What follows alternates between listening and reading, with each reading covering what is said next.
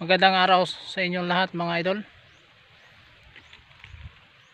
Ang ating gagawin ngayon ay mabisitahin natin ang bago nating tubo na tanim na sitaw dito sa area na kung dati ay tinaniman natin ng luma mga idol.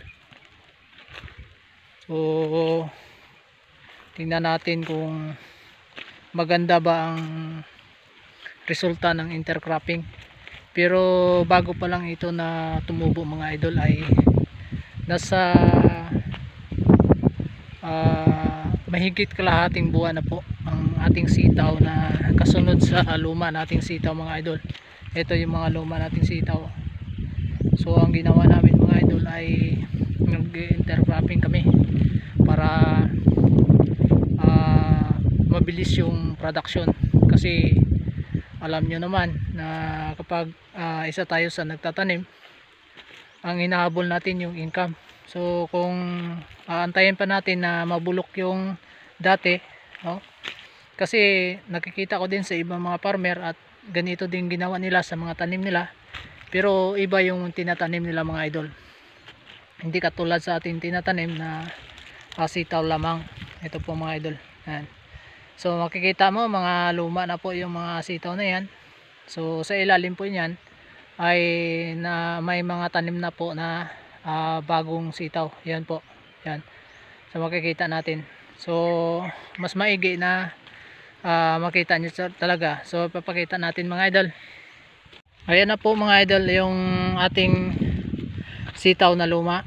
So ngayon po ay may bunga pa, kahit gaano makikita natin na parang wala na talagang dahon mga idol.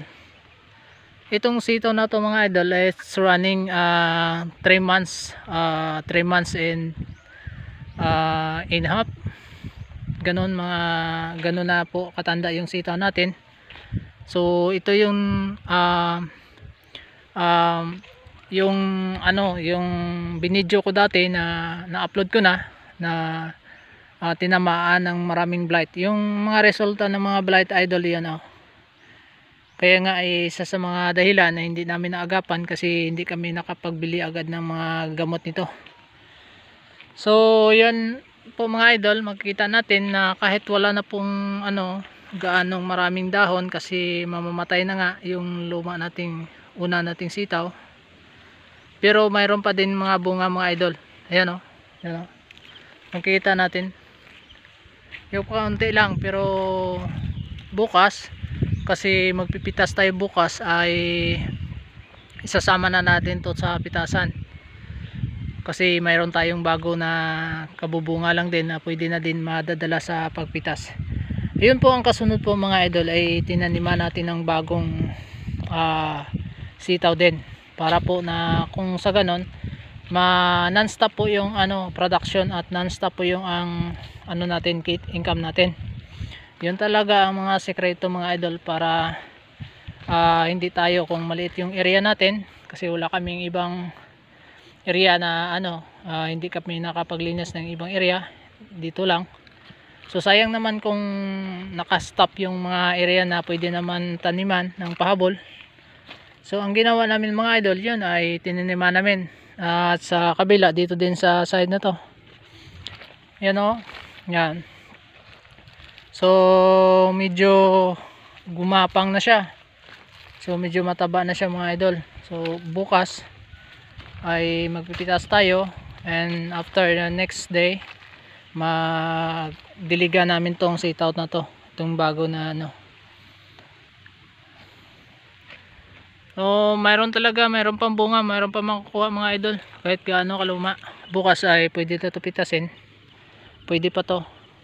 And then ang gawin namin dito mga idol ay bukas, kasi yung bago naming sitaw doon, magpipitas kami bukas ay kaunti lamang, pero pasimula na. So ang gawin namin bukas ay bukas o susunod na araw, putulin na namin to ang pagtapos namin makuha yung mga bunga nito, putulin namin yung puno, para sa ganun ay mapatay na siya talaga, at yung bago ito ay dito din siya gagapang sa luma.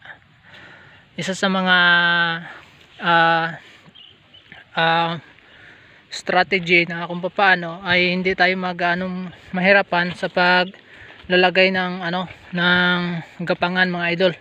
Kasi itong mga dating niya, dito na siya talaga gagapang. Ayan.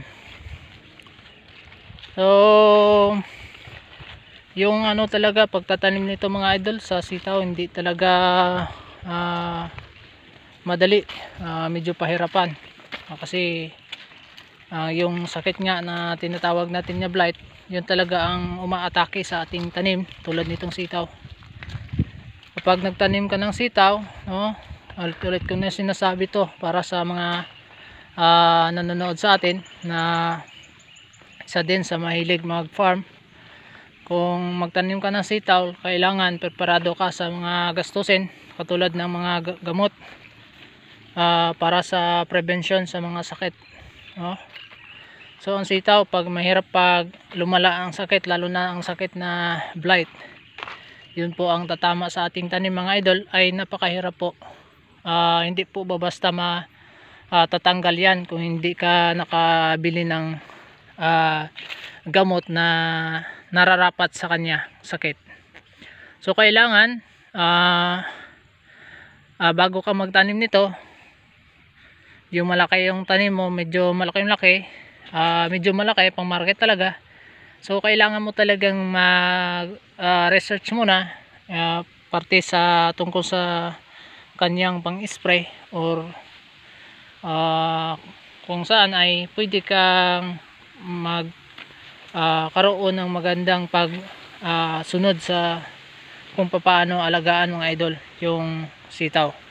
Kasi kapag kulang tayo sa karunungan sa pag-alaga nito, imagine mo mga idol, kahit sitaw lang ito, pero mahirap to alagaan. Mas maganda pang magtanim ng ibang gulay, wag lang sa sitaw. Kasi yung sitaw, isa sa mga sakit ng sitaw ay blight. Talagang kawawa talaga yung tanim natin kapag hindi natin alam yung pang-spray.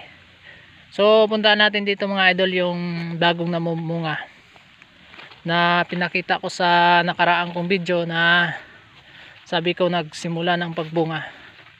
So ito yung sitaw na bukas ay ating pipitasan. Ito yung mga idol. So nilinisan namin padandahan kasi busy kami, marami kaming ginagawa. Ito padandahan lang, so ako lang gumagawa dito idol sa paglilinis, pag alis ng mga damo dyan sa baba. So yun yung makikita natin mga idol. Yan, may mga bunga na talaga. So napakalago tong sitaw to mga idol. Alam nyo kung bakit, ko anong sekreto nito. Kahit ganito lang mga idol, kung wala kaming tamang pag-alaga nito, hindi po gaganito yung itsura niya sa sita natin. So matindi talagang pag-alaga. Yung mga puno namin dito, namin kumikita kami sa ibang gulay, so nakatuon talaga dito. Pag mayroon kang nakatuon na pira, hindi mo talaga hindi mo na, kumbaga makalimutan mo na yung ginastos mo sa isang bagay. Kasi mayroon kang pumapasok na income, pero halimbawa kung wala kang pumapasok na income, nagpapalabas ka lang ng pira, tapos wala kang pumapasok na income mga idol, ay isipin mo na napakalaki ng ginastos mo. Pero kung mayroon kang pumapasok na income, hindi mo mamalayan pala na gumasto ka na. Pero mas the best na mayroong pumapasok na income kaysa wala na gumasto tayo. Yun po mga idol, ito bukas madadala na to Yan. So napaka-timing yung sitaw namin ngayon idol. Kahit medyo mainit ng tiyempo ngayon, maganda yung sitaw natin, napakalago yung dahon. Yan yan. Wala talagang sakit. Kasi nagkaroon ng sakit dati ay nagapan namin. Isprehan namin ng gamot. So magsimula ng pagpipitas namin dito mga idol bukas sa sitaw na to, kaya ang lumang sitaw namin putulin na namin para kung sa ganun ay dito na talaga makatuon at saka doon sa bago. Ayan mga idol, kapag maganda yung pag-alaga sa ating sitaw ay napakalago po at maganda siya, napakalago talaga. Tingnan mo ay kung makikita mo mga idol, yung sitaw natin parang matagal na bumubunga, pero kasi simula pa lang, so magpipitas pa tayo bukas, pasimula pa lang, no? So konti lang naman ang sitaw namin mga idol, hindi masyadong malaki kasi dito alam nyo mga idol ay dito sa lugar namin ay hindi masyadong malaking populasyon sa Masbate. So marami din ang nagpo-produce ng mga sitaw. Kaya nga lang kanilang yung sitaw nila mabilis lang mabilis lang mapatay. Kasi hindi sila gumagamit ng mga iba't ibang pang-spray. Maliit lang yung yung mga populasyon dito, kaya hindi tayo pwede na palakihan. Kasi dati mga idol ay nagtanim kami ng malaki. So bagsakan ng presyo kasi nagpasabay-sabay. So isa sa mga techniques mga idol, kung magtanim tayo ng gulay, pag mag-oversupply, hindi makakayanan sa market, ang gawin natin, huwag nating palakihan. Ang gawin natin, pinakadabis na gawin natin mga idol ay magtanim tayo ng iba't ibang klase ng mga gulay. Tulad dito sa amin ay nagtanim kami ng sitaw, mayroon kaming sili, mayroon kaming ampalaya, at the same time mayroon kaming upo, mayroon ding kalbasa na konti lang. Ito talaga mas the best yung pag ginagawa natin mga idol ay non-stop yung producing natin sa ating gulay. Kung sa ganun yung income natin hindi po ma-stop, tuloy-tuloy po. Ayun lang po mga idol, yun po ang masasabi ko sa video na ito tungkol po dito sa ating sitaw. Nakasisimula lang. Take note sa ating sinasabi, yung some advice about sa sitaw mga idol, na kung saan bago tayo tanim ng sitaw na pang market talaga, kailangan preparado tayo sa gastusin at alam natin yung pang spray dapat.